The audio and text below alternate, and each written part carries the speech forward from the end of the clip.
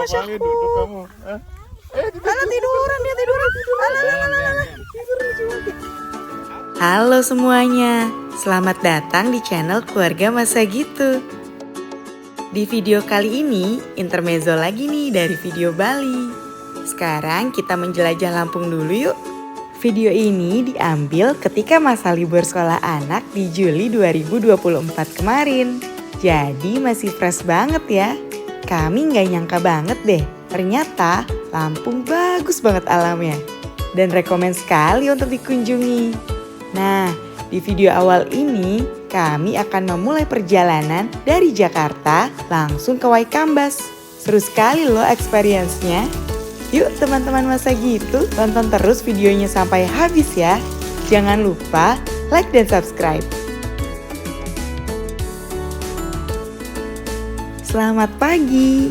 Saat ini jam 3:30 dini hari dan kami sudah siap berangkat road trip lagi. Yeay! Selalu semangat deh tiap mau road trip. Anak-anak masih pada lelap. Perbekalan juga udah siap. Jalanan pun masih pada sepi. Masuk gerbang tol yang arah bandara karena kita akan menuju ke Pelabuhan Merak. Wah, kita pakai flow jadi langsung gate-nya open otomatis. Katanya sih Merak lagi ada perbaikan jalan, tapi semoga nggak bikin segitu macetnya ya.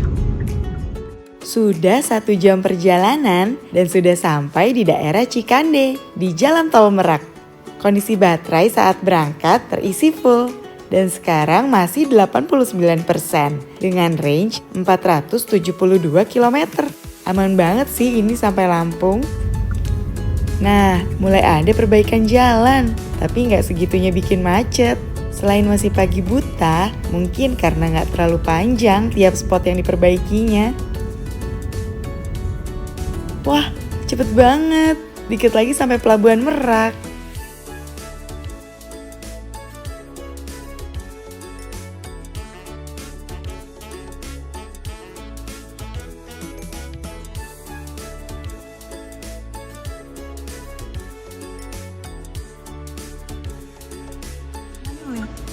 Ini kita gagal pesan Farizi karena katanya udah kurang dari 4 kilo. Padahal harusnya berapa kilo? Harusnya masih ada 5 kilo lagi. 5 kilo. Kita balik lagi tadi karena drama si Farizi nggak bisa, karena kita udah terlalu dekat mungkin.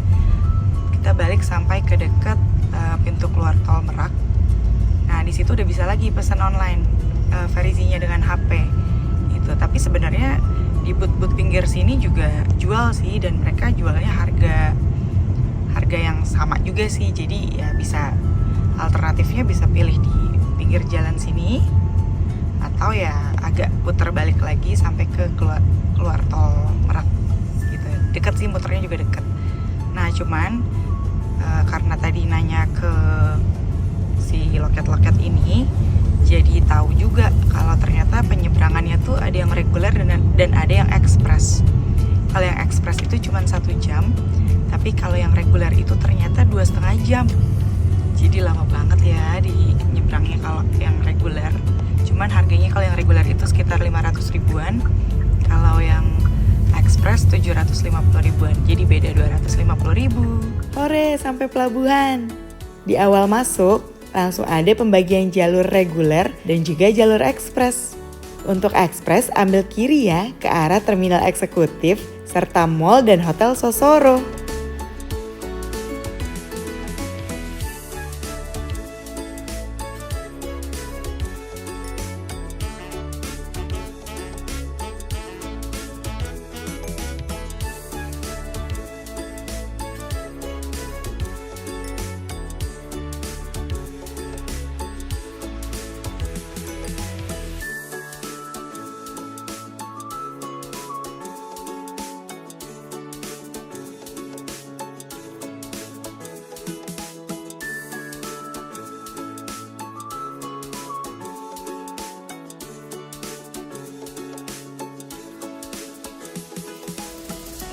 Oke mas. Penyeberangan Merak Bakauheni ternyata 24 jam loh. Kami nyebrang di hari Sabtu dan ternyata pelabuhannya padat ramai. Sudah mengular antriannya. Saking ramainya, kami mengantri di sini selama lebih dari 1,5 jam. Dari pukul 5 lebih 45 menit saat kami sampai di pelabuhan hingga pukul 7 lebih 21 menit saat kami dipersilakan maju menuju ke feri. Lama banget ya. Sebenarnya kami sudah dipersilakan maju dari jam 7 pagi dan kebetulan hujan deras sedang mengguyur. Mobil kami pun jadi mobil pertama yang di stop karena tidak muat lagi di feri yang sedang terparkir. Jadilah kami menunggu keberangkatan feri setelah ini dan harus menunggu lebih lama. Tapi ada untungnya juga karena setelahnya hujan deras berganti menjadi hujan rintik dan lebih tenang juga bagi kami menyeberang di lautan yang tidak sedang hujan. Walaupun sebenarnya aman-aman aja. Selama penyeberangan tidak dihentikan, berarti masih dinilai aman untuk berlayar dan masih sesuai SOP mereka. Itu dia kapal yang akan kami tumpangi. Pak, kalau hujan biasa Pak, nyebrang Pak. Kalau nyebrang hujan biasa. Biasa gimana? Maksudnya aman-aman aja. Aman. Oke. Terima kasih ya Pak. Kira. KMP Legundi. Hai Ferry Legundi. Tolong antarkan kami sampai ke tujuan ya, terseberang dengan selamat. Besar dia, ferinya 2 tingkat. Ini kayak naik wahana Niagara dia, Dufan. Gredeg gitu. Belok kan? Oh ada penyeberangan yang buat orang juga, itu langsung dari mall. Kalau kita yang ini udah basah ya. Oh hai laut, selamat pagi.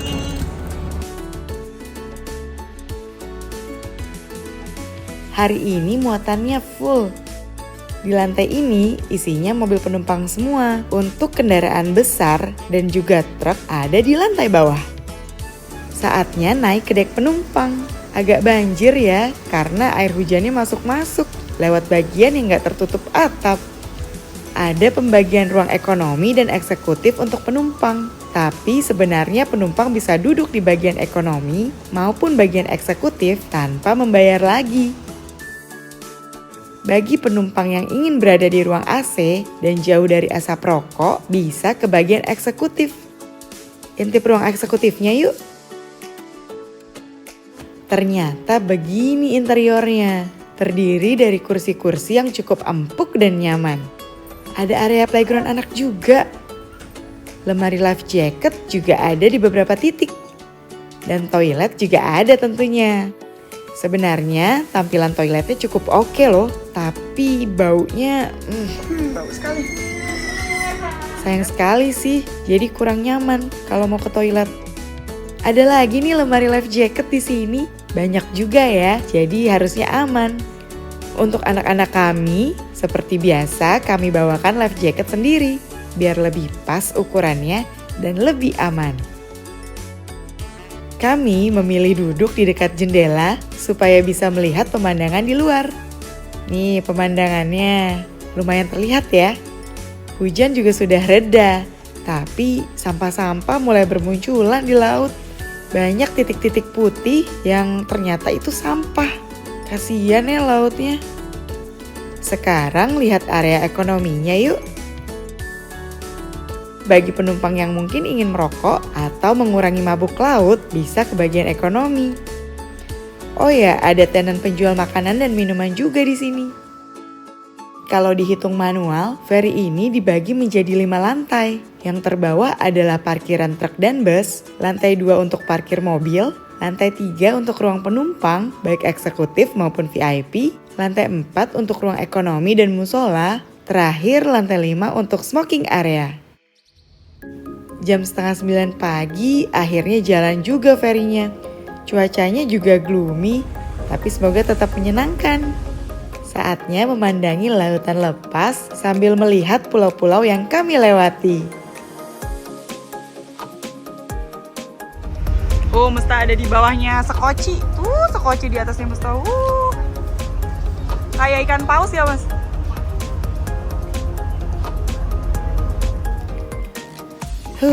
Capek berkeliling, saatnya makan perbekalan. Coba lihat, mana? Kita udah di mana sekarang? Wah, sudah semakin dekat dengan Pulau Sumatera. Sama cerita. Ini pulau apa tuh namanya Jawa. Terus ini Sengiang. Ini Pulau Sengiang. Sengiang. Ini kita. Terus kita sudah mau melewati pulau. Terus ini Pulau Sumateranya ya yang kita mau lihat. Oke. Terus kita Mau kemana sih? nyampe ke Sumatera. Oke. Mau kemana sih? Sampai jumpa di Sumatera. Mau kemana Sumateranya? Sumatera Barat. Bukan juga, ngarang. Sampai Apaan? jumpa di Sumatera. Lampung kali. Wah, sudah hampir sampai. Ayo balik ke mobil. Di sini antrian keluarnya tuh nggak first in first out. Jadi tadi kita pertama masuk, tapi mobil lain dulu yang keluar di barisan yang paling kiri. Gitu. Semuanya sampai belakang dulu keluar, nanti baru yang di barisan ini keluar dan berikutnya sampai ke ujung sana.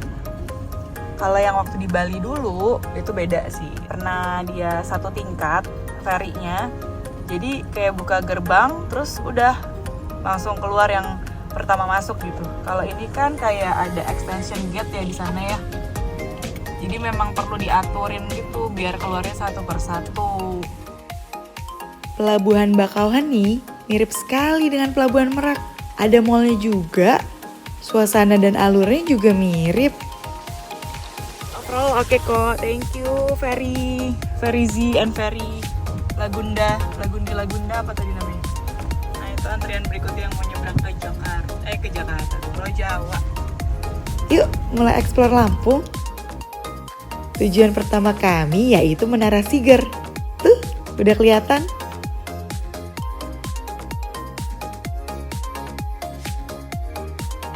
Kalau mengikuti jalan itu, bisa sampai ke Krakatau Park. Kalau kami, lurus lagi, ingin menuju ke Menara Siger. Monumen Siger Parknya itu lagi masih direnovasi, jadi kita hanya bisa lihat dari luar.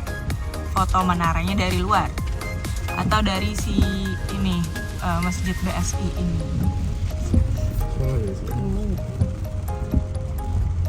Tuh area Menara Siger ditutup untuk umum. Karena masih hujan, foto-foto dulu aja deh sambil payungan. Mari lanjutkan perjalanan ke Waikambas. Bye-bye Menara Siger. Kami memilih melewati jalan tol Bakauhani Terbanggi besar karena kami mencari jalan yang ada SPKLU-nya. Yang aman sih memang lewat tol, karena di Lampung masih jarang dan masih bisa dihitung jari SPKLU-nya. Nah, ini salah satu rest area di Tol Lampung. Kalau dilihat-lihat lagi, semuanya seragam ya bentuk bangunannya.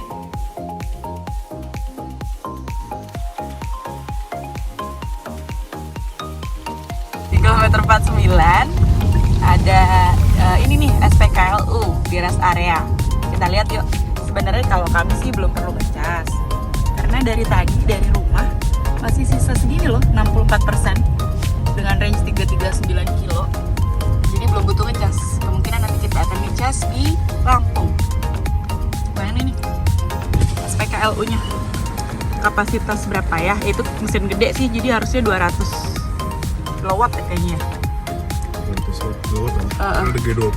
Oh, kalau yang G20 itu pasti ini ya 200 kilowatt. 200 kilowatt. Mana tulisannya? Oh iya, ultra fast charging. Lanjut jalan dulu karena kami belum perlu ngecharge. Masih bisa sampai Lampung. Keluar di gerbang tol ITERA Kota Baru. Kita lihat tarifnya tadi dari mana? Dari mana tadi? Bakauhani Selatan kita 106.000. Tapi golongan 1, kita golongan berapa? Golongan 1 ya? 106.000. Nah, sekarang kami sudah memasuki kota bandar Lampung.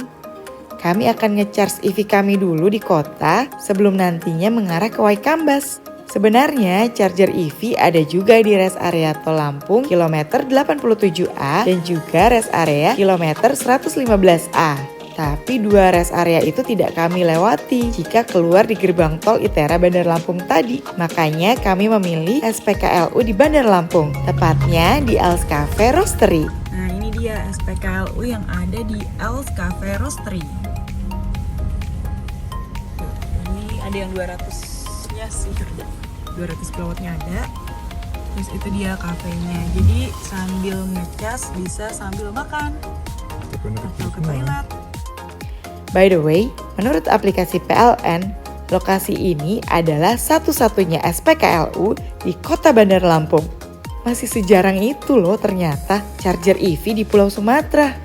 Kami berencana nge-charge dari 56% sampai 100% untuk mengamankan perjalanan kami hingga kembali dari Waikambas nanti. Waktu yang dibutuhkan untuk pengisian hingga ke 90% diperkirakan selama 17 menit. Pas banget sih untuk beli makan dan ke toilet dulu. Ini dia kafenya, Els Cafe Roastery Lampung. Vibes-nya agak vibe kafe-kafe Jakarta gitu. Selain resto, Els Cafe Roastery juga menjual produk kemasan kopi yang dibuat sendiri di toko ini langsung. Ada mesin roasting besar yang membuat lantai ikut bergetar ketika mesinnya lagi menyangrai. Dan ini produk unggulan mereka. Kita dengerin masnya yuk. Ini ada filternya, jadi ada dripnya. Jadi kalau nanti diseduh, ampasnya nggak ada perbedaannya. Kalau yang ini nanti ada ampasnya. Oke. Tapi yang bestseller yang Lampung, Lampung. Oh, yang bestseller Lampung. Jadi ini espresso, batchnya. Jadi kakak bisa campurin dengan apapun sesuka hati. Mau campurin dengan soda, campurin sama susu coklat, campurin sama kopi, campurin sama orange juice, buah vita atau apa. Jika ingin dine-in, ini menunya. Ada berbagai macam makanan dari pizza hingga nasi goreng dan cake.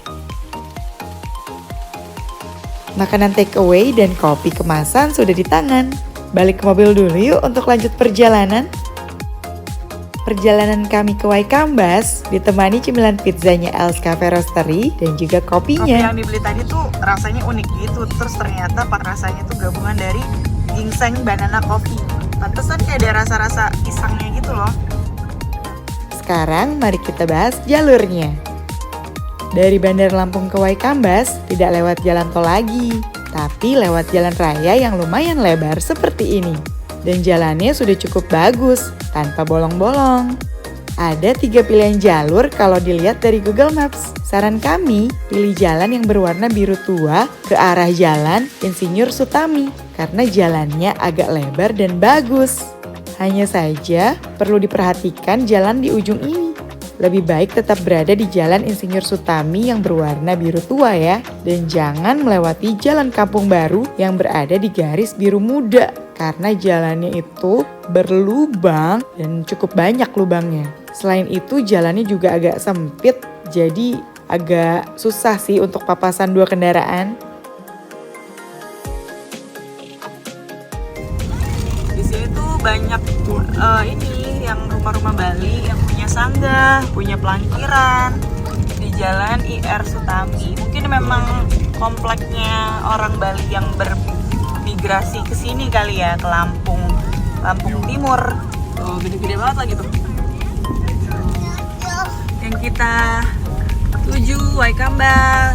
Sebenarnya ada beberapa pintu masuk ke arah Waikambas. Tapi karena kami mengikuti program jelajah dari Pesona Plang Ijo milik Desa Labuan Ratu 9, sehingga kami diarahkan masuk dari jalan di seberang Pasar Tridatu.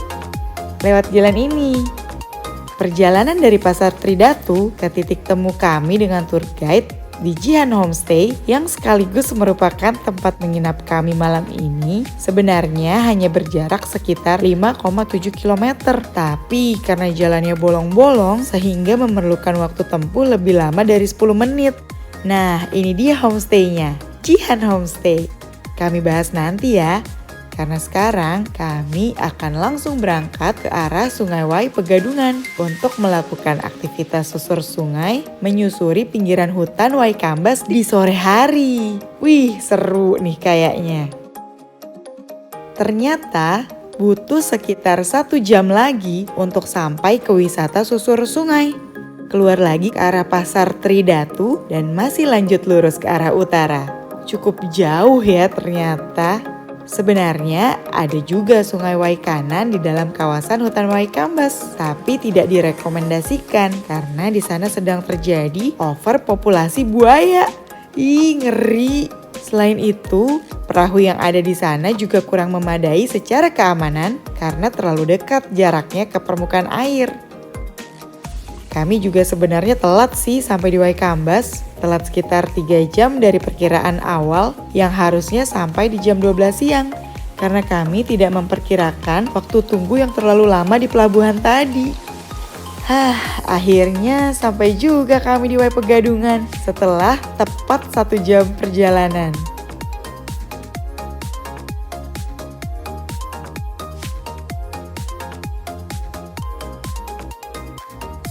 Seru nggak tuh Mesta? Buka kaca Mesta. Tapi jangan nyemplung ya.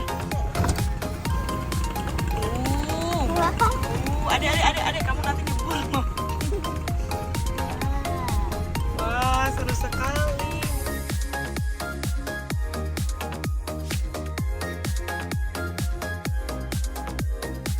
Ternyata di Wai Pegadungan ini juga ada penyeberangan antar desa dengan menggunakan perahu. Aksesnya hanya perahu ini. Sebelumnya sih ada wacana pembangunan jembatan penghubung sebanyak 2 kali sejak 10 tahun yang lalu. Tapi masih mangkrak hingga kini. Nah, ini dia perahu yang akan kami naiki.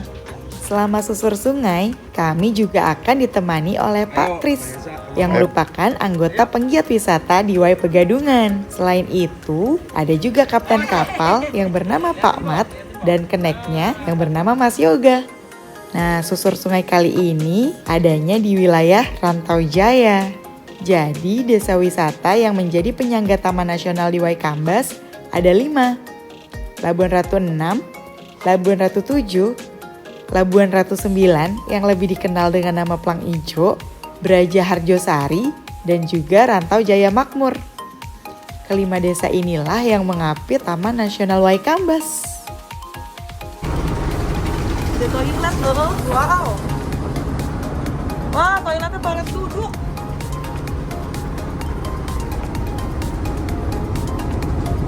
Mesta. Sekarang kita lihat pemandangan Wai Pegadungan di jam 4 sore. Kok rasanya malah pas ya? Udah adem soalnya. Wai Pegadungan. Kenapa di sini semuanya pakai Wai sih Mas? Artinya Wai apa? Kalau di Lampung Wai itu Saya izin rekam nggak apa-apa? Wai itu sungai. Oh, Wai itu sungai. Wai Kambas emang berarti Sungai Kambas. Oh, yang tadi ya yang. Tapi kalau yang di dalam Waikambas itu sebenarnya Wai Kanan. Oh, Yang gitu. sungai yang biasa di kegiatan wisata namanya Wai Kanan. Oh, gitu. Kalau Wai Kambasnya di dalam hutan banget.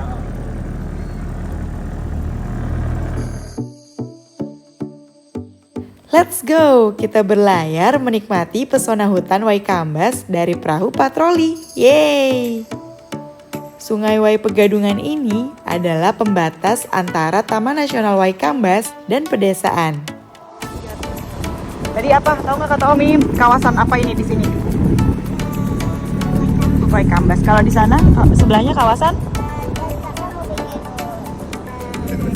desa. Ternyata denger ya, Mesta ya. Luas Taman Nasional Waikambas sendiri mencapai 125.000 hektar yang terhampar luas melalui 3 kabupaten, yaitu Lampung Timur, Lampung Tengah, dan juga Tulang Bawang. Anak-anak juga seru banget nyobain lihat dari binoculars. Dibawakan langsung oleh tour guide kami Mas Angga dan merupakan alat untuk sekalian birdwatching. Ah, tuh lah.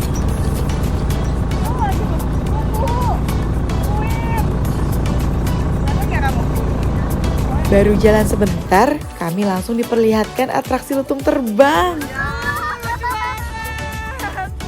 Dia lompat. Lutung lompat. Ayo lihatin deh. Wah, lompat lagi. Dia lagi atraksi. Seru banget. Sebenarnya kami melihat langsung atraksi lutung terbang seperti sugar glider berkali-kali. Tapi sayang, yang terekam hanya sedikit. Silver Langwar. Itu nama ininya, ilmiahnya. Oh, Inggrisnya. Padahal nama sini apa? Lutung. Lompat-lompat dia. Kelihatan nggak Mesta? Kayaknya lagi latihan lompat ya. Oh, ada lebah tuh di sana tuh. Lebah kan kecil. Madu. Ya, Bulat-bulat itu. Oh, itu sarang lebah. yang di pohon, Yang nempel kan? Itu pohon apa Mas? pohon apa? Pohon apa jadinya? Apa? Ada aja. Itu sarang lebah. Kalau Waikambas itu pohon khasnya namanya meranti. Kayu meranti. Kalau di pinggiran nggak ada, harus ke tengah hutan. Kayaknya memang dia nggak di air sih, Mbak. Maksudnya nggak deket air.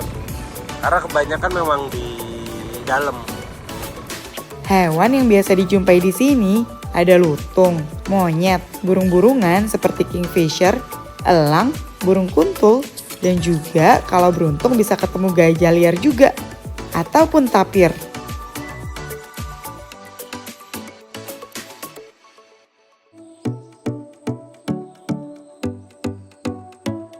Kedalaman sungai ini sendiri mencapai 12 hingga 15 meter dengan ragam ikan air tawar di dalamnya.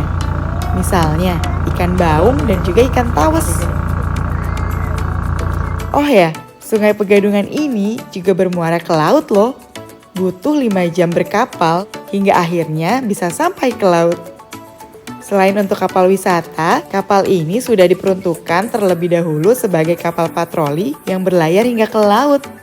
Ketika digunakan untuk patroli, kapal ini bisa menampung hingga belasan orang.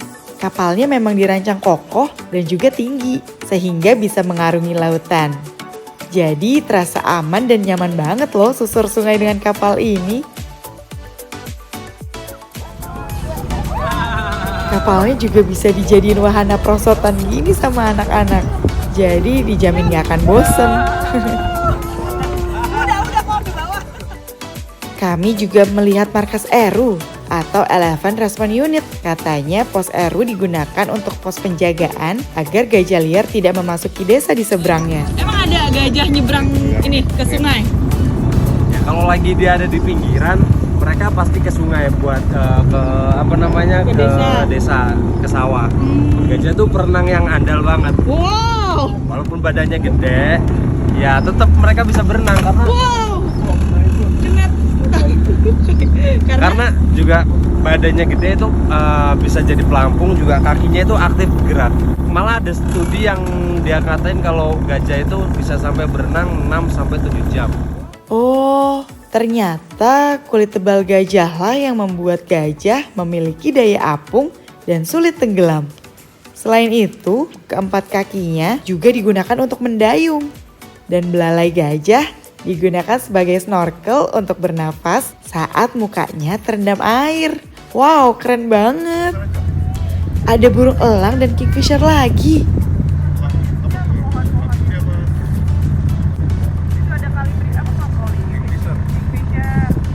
Sekarang ketemu monyet, tapi mereka kabur.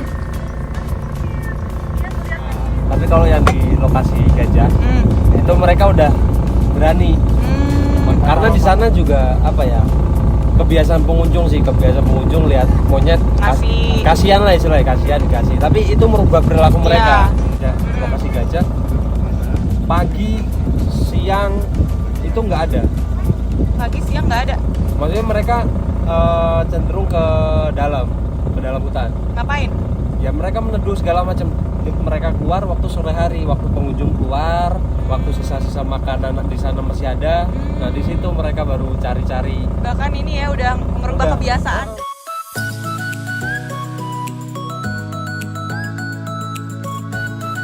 Dia seneng nggak naik perahu? Kalau kakak seneng nggak naik perahu? Iya betul. Iya. Tepukin. Burung kuntul.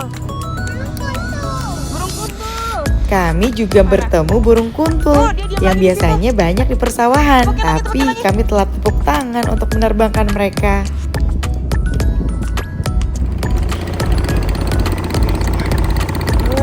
Nah, di sini juga ada pelabuhan untuk para nelayan yang rumahnya ada di desa belakang sana.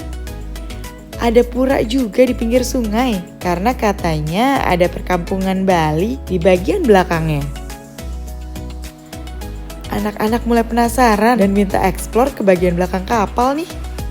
Ada yang menarik gak ya kira-kira? Kamar kali? Bukan. Oh bukan. Biasa. Oh dak biasa. Iya. Emang boleh tanya dulu sama Om. Ya. Emang boleh di sini, Pak? Udah nggak muat sih. Mesti naik di atas sedak lagi. Ke depan. Emang bisa ke depan situ? Oh, bisa Pan, bisa ke depan. Angkatin dulu badannya. Nih aku pegang juga, nyoba-nyoba. Seru. Duduk deh, duduk depan kakak. Jangan terlalu pinggir, di tengah-tengah. Sini. Nah, duduk. Duduk. Wah, seru banget duduk di atas dak kapal. Wajib dicoba, tapi tetap hati-hati ya. Untung anak-anak penasaran dan minta naik. Jadi bisa merasakan keseruan berlayar di atas dak kapal. Pemandangan yang terlihat jadi bisa 360 derajat juga loh. Yeay! Ternyata wisata susur sungai ini juga bisa dilakukan di malam hari. Pak Kris pernah mengantar tamunya sampai jam 9 malam katanya. Tujuannya sekalian bird-watching satwa malam, seperti burung hantu dan hewan-hewan nokturnal lainnya. Tenang aja, dijamin aman kok kata Pak Kris.